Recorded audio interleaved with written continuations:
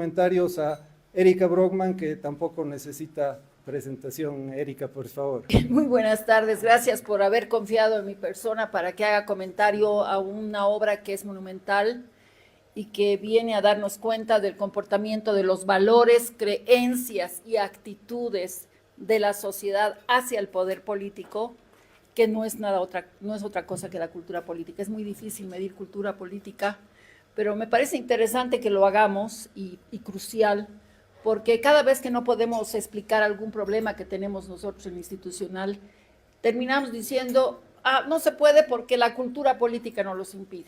Entonces viene a ser una muletilla permanente, pero que no se profundiza en su análisis para entender realmente cómo operan los procesos de transformación de actitudes ancestrales y culturalmente muy bien asentadas en las sociedades. Yo creo que voy a focalizar mi análisis sobre en la relación de todo lo dicho con el estado de la democracia. Y la primera cuestión que quiero señalar es que el concepto de confianza es un tema crucial. Bolivia ya desde el año 2000, a mí me tocó ser parte del grupo que hizo el informe de desarrollo humano, y el año 2000 se llamaba la atención, sé que Bolivia era uno de los países que más desconfiaba absolutamente en todo, ¿ya? Entonces es recurrente este problema. Hay que ver por qué no confiamos. Inclusive se sugería que hayan políticas públicas de recuperación de confianza en las instituciones, ¿no? Eso se sugería y para eso había todo un catálogo de políticas soft, ¿ya? Para poder recuperar la confianza en las instituciones. No importaba que haya habido notables en la Corte Electoral, no importaba. O sea, siempre la desconfianza es una primera premisa que define el relacionamiento con el poder político y las instituciones. El otro tema es el autoritarismo, y aquí hago una provocación a Vivian y a los que han trabajado autoritarismo, cuando ella dice que es una consecuencia de los sentimientos de inseguridad que se había centrado, pero también después, en la última parte de su análisis, dice, este tipo de situaciones no crece en un terreno que no es fértil. Y yo creo que la pregunta debería ser, ¿cuánto de matriz autoritaria tenemos? O sea, que en realidad la causa de los problemas que tenemos para construir una sociedad democrática con valores democráticos es precisamente el autoritarismo, la matriz autoritaria que tenemos todos y cada uno, y que se correlaciona con algo que yo descubrí cuando hice mi tesis de psicología, que se llamaba pautas de crianza en los niños. Y en esas pautas de crianza yo descubrí que en los sectores populares el castigo era altamente valorado como una forma de disciplinamiento. Y hoy día eso se refleja también en la aceptación y en la tolerancia que tenemos nosotros como bolivianos a que se generen dispositivos autoritarios, no solamente desde el estado de la formalidad, sino también en los ámbitos de las organizaciones sociales, en las prácticas sindicales, en las prácticas mismas de la sociedad. O sea que esta es una fuerza incontenible. Entonces yo creo que hay que escudriñar mucho más sobre nuestras tendencias autoritarias, porque definitivamente esto ya lo sentíamos de alguna manera, inclusive cuando se hace una épica de lo insurreccional y de la violencia política, estamos expresando niveles de tolerancia a la violencia y negando un valor fundamental que es la tolerancia, como lo dice Levinsky, la tolerancia a la diferencia y a la pluralidad. O sea que hay un antagonismo, somos tolerantes con aquello que más bien tiene que ver con la tolerancia como un valor fundamental de la democracia para aceptar las opiniones del otro y para buscar salidas y conductas y escenarios de diálogo para resolver nuestras contradicciones. Yo ya hablo de las grandes contradicciones, Marité también seguramente lo dice. La trilogía del conflicto boliviano, de las tensiones irresueltas, tiene que ver con lo territorial, demandas territoriales, demandas inmediatas de necesidades básicas, que está la gente dispuesta a las necesidades básicas y prácticas, terminan siendo exaltadas como superiores en su legitimidad versus a los factores estratégicos de la libertad, a los derechos humanos, etcétera, etcétera. ¿Ya? Entonces, el otro elemento que yo quiero señalar es que tiene que ver con la informalidad. ¿Cómo rompemos la informalidad? Parece ser que el mundo de lo informal está ordenando absolutamente todo, y en ese mundo de la informalidad circulan todos estos valores y se manifiestan de manera caótica, más aún en un contexto de multicrisis, ¿no? El otro elemento que me llama la atención viendo las figuras, y creo que ya lo resalté el 2014, es la cultura caudillista. Cuando vemos esa curva en que todas las instituciones están muy bien vistas entre el 2006 y el 2010, hay una correlación directa con la presencia de un presidente altamente popular, con un proceso inclusivo, pero personalizado en el líder. Entonces ahí se está legitimando, o sea, el presidencialismo, hiperpresidencialismo altamente centralizado, con su Evo Cumple, sus canchitas y con todo aquello, está legitimando de alguna manera el presidencialismo como un factor que irradia confianza en toda, y incrementa los indicadores de confianza a todas las instituciones, o sea, es contagioso. De pronto hay un buen presidente y se confía más en la Corte Electoral, que debería tener una valoración independiente del presidente. Se confía más en la justicia, se ve la justicia como idónea, cuando en el fondo, si uno analiza la variable específica de la capacidad de gobernanza institucional sin ver la percepción de la gente, nos damos cuenta, sí, definitivamente, que las instituciones, por más que funcionen bien, a veces, si tienes un presidente malo, terminan siendo censuradas y castigadas por la opinión pública, ¿no? Entonces, en términos institucionales. El otro elemento que yo quiero señalar es que todo esto se está dando en un contexto cultural de cuestionamiento a la democracia liberal. Por eso es que han aparecido democracias con varios apellidos. La democracia liberal, estas tensiones sobre el sentido y la concepción de la democracia. Y ahí entra esta tensión con el populismo que se refiere Marité. Y creo que ahí sí tenemos que, inclusive se habla de un estilo democrático.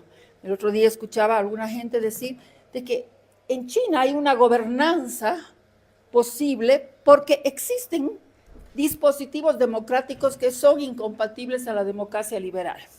Entonces yo aquí recupero una frase de Sartori, que lo llama muy conservador, ¿no? Nuestros amigos más libertarios, o no libertarios, sino los populistas, los radicales, los de la democracia radical, porque Sartori dice, la democracia puede ser muchas cosas, pero no puede ser cualquier cosa y todas las cosas. Entonces, esto es algo que tenemos que empezar a analizar, ¿ya? El otro elemento que yo quiero destacar es de que la democracia representativa sigue siendo el eje central de nuestro funcionamiento, nos guste o no nos guste,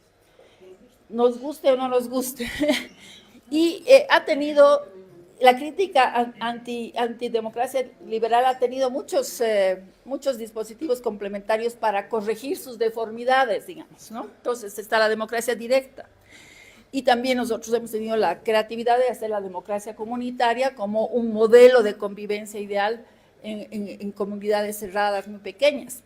Pero lo cierto es de que el autoritarismo está en las malas prácticas de estos tres niveles de democracia. El autoritarismo, cuando permea esta matriz autoritaria, cuando permea lo representativo, lo participativo y inclusive lo comunitario, se convierten pues en tensiones muy fuertes respecto a los principios democráticos, ¿no? Tenemos un presidente, ¿cómo se llama? La autocracia selectivas, competitivas, que ganan elecciones y después tienen prácticas que rompen, y aquí voy a terminar, rompen aquí lo que dice Levinsky, también dice que no solamente son las instituciones formales las que importan, lo que importa es la informalidad de las instituciones en las prácticas democráticas. Y él dice, la tolerancia es importante, pero también la contención de parte de los dirigentes políticos. Y la contención y la autocontención significa que los dirigentes y los políticos no tienen que cruzar la línea roja respecto a lo que les permite la ley, y no les permite. Y aquí cruzamos la línea roja con un nivel de aceptación y de tolerancia absoluto. Entonces no hay democracia. Y esa contención dice, los presidentes y las autoridades deben hacer menos de lo que la ley les permite. Ese es un verdadero líder democrático, y lo propio un líder social que está entrando en contradicción y en tensión con el Estado. Pero de pronto este efecto, esta tensión, viene a romper y a hacer disfuncional todo el sistema, que probablemente haya sido disfuncional desde el origen de la misma democracia, pero que ha tenido momentos donde se han exacerbado estas situaciones y se ha permitido que se florezcan, y se le ha puesto abono a ese terreno que, dice Vivian, parece ser fértil para este tipo de situaciones. Voy a concluir leyendo una frase que a mí siempre me ha marcado, ¿ya? Y que dice, es de Luis Mayra, siempre con Marité ya lo conoce, debe estar aburrida de esta mi frase. La historia boliviana tiene algo de extremo.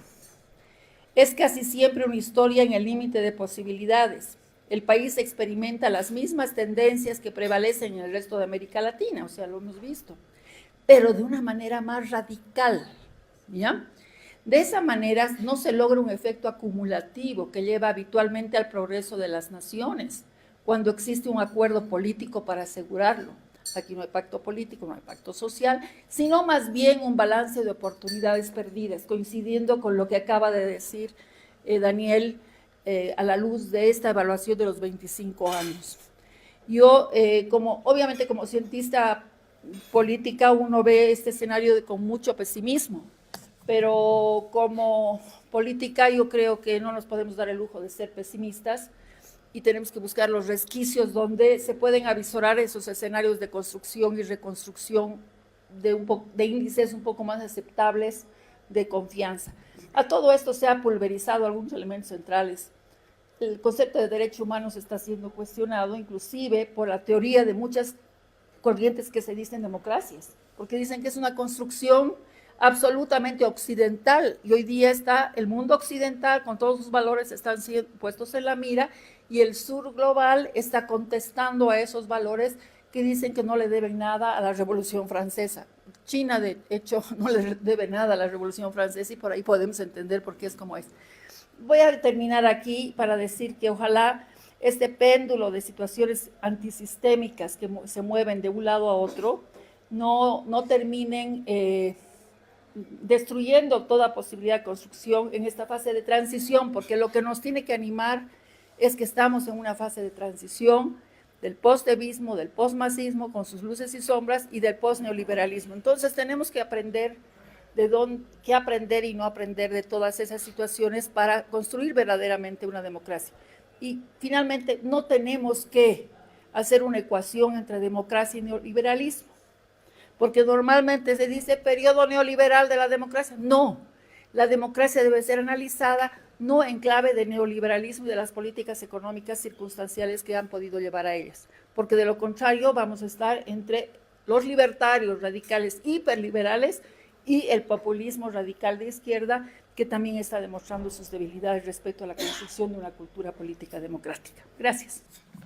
Gracias, Erika, por esa reflexión, creo, que contribuye tanto al diálogo sobre la situación de la democracia actual en Bolivia.